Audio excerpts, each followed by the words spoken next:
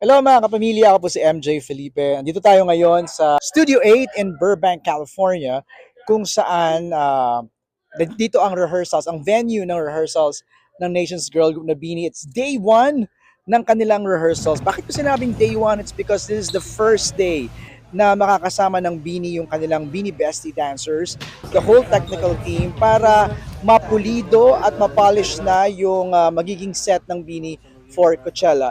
It's gonna be a long day today dahil maraming aayusin. Remember, this is the first day na magre-rehearse sila sa US. And itong studio na to actually is not the actual size pa ng stage na kanilang pagpe-performan.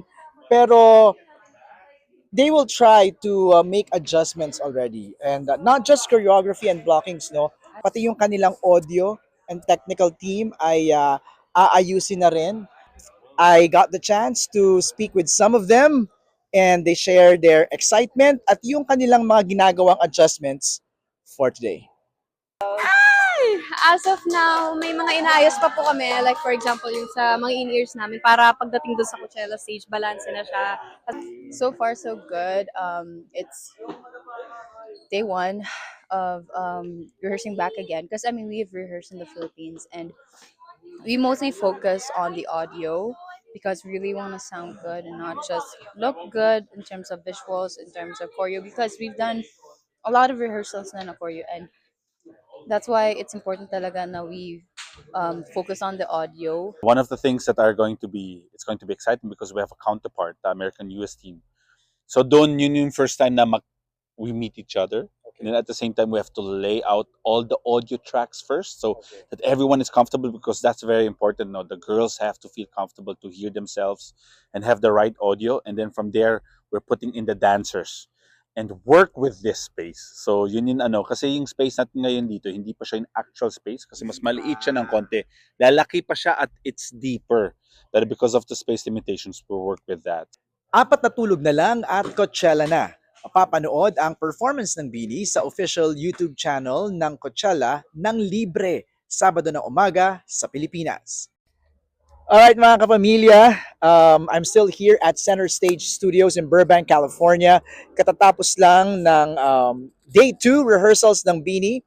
And for the first time, ay nagkaroon ng isang full technical dress run ang grupo. 42 minutes ang total running time ng kanilang rehearsals or na kanilang run. Full-on costume, no stopping. And yun nga lang, hindi pa namin pwedeng ipakita sa inyo kung ano yun, any snippets or video of the performance para naman hindi ma-spoil yung kanilang Coachella performance this weekend. But it was really impressive. Mismo yung mga girls nagulat sa na pinakita nilang endurance and stamina for that full 42 minutes of no stopping. At ito yung reaction ni Direk Loren fresh after the run and pati na rin yung mga girls. First time na natapos nila 42 minutes direct to be completely exact. Natapos nila yung run. Ano masasabi mo? So excited. Parang, and ano pa to, hindi pa sila naka-makeup, but the energy was there. We're a little more cramped here.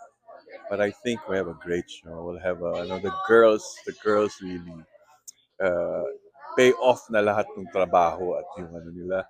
The new arreglo is great. The sequencing of the songs, the costumes, wonderful. The choreography.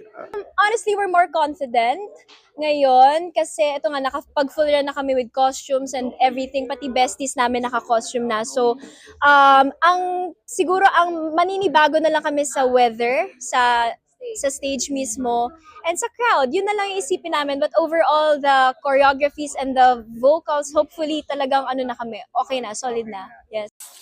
Okay, it's day 3 ng rehearsals ng Bini. Nandito pa rin tayo sa Burbank, California. We just finished one successful dry run again. Same running time, it's about 42 minutes. So medyo consistent na yung girls dun sa flow and rhythm nila. Right after the run, nagkaroon ng emotional moment. Like, special na bisita ngayong hapon ang isang Filipino-American executive, dating vice president ng Island Def Jam. and napanood niya, and she was moved by what she saw, yung talent na ipinakita ng Bini. Binabahagi ni Marisa na isa sa mga ibinili ng kanyang ama ay magpakilala ng isang Filipino talent sa global stage. Tulungan yung mga magagaling at mahuhusay natin mga Filipino acts. And she's so proud at ito yung moment na nakausap ni Marisa ang Bini. It took my whole life to be able to see this, okay? I worked my whole life to see this. So thank you. You were emotional. You were teary-eyed. The whole time. Why?